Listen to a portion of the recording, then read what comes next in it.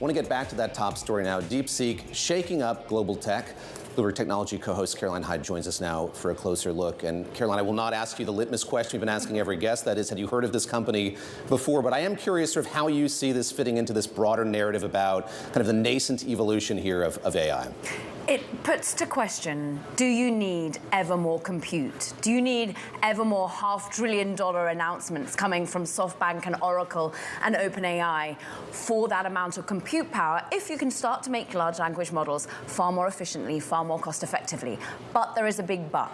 This is open source versus closed source. We've been having this argument since the beginning of Meta announcing Llama versus OpenAI, trying to still say it's only really with its own ChatGPTs and its own large language models that the future can be clear. And actually, Bloomberg Intelligence already saying, yes, this is going to make it clear that you can do more with less. And that expression that, of course, openly we're going to see innovation being the side effect of the fact that we've had China being put against, being limited in terms of its ability to be getting these chips from NVIDIA and the like.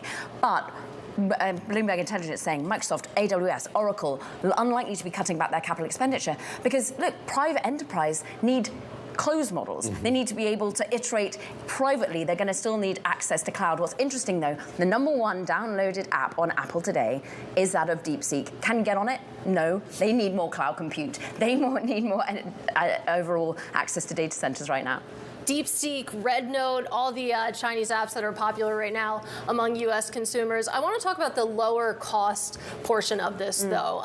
Do you get the sense that this is going to spur a race to the bottom when it comes to cost? Because that seems to be what's really rattling a lot of the big names that we've been speaking about. And I think already you've been getting there to a large extent. You've already been seeing that OpenAI have been trying to make clear that this is a cheaper and cheaper offering. Whether or not they're subsidizing it, whether or not they're able to be thinking about more energy efficiency and beginning to get, therefore, more cost-effective and cost-efficient use of their own compute power. But this ultimately does show that you have to innovate to be able to make things more and more accessible. Look, this is free to use, the model. It is open to use. And indeed, the APIs, which you can put within your own offerings, your own chatbots, is really, really cheap in comparison to that of OpenAI. So yes, you are going to have this innovation that suddenly means that you're going to be quicker, cheaper, more cost-effective for many. But I think ultimately we're going to be questioning whether or not we should be seeing a $65 billion announcement coming from Meta into data centers. What we loved on Friday, we hate on Monday. Yes. But it is also, though, that Llama is an open source offering. Yeah. Already Meta has been trying to make the argument that when you bring developers together in an open source manner,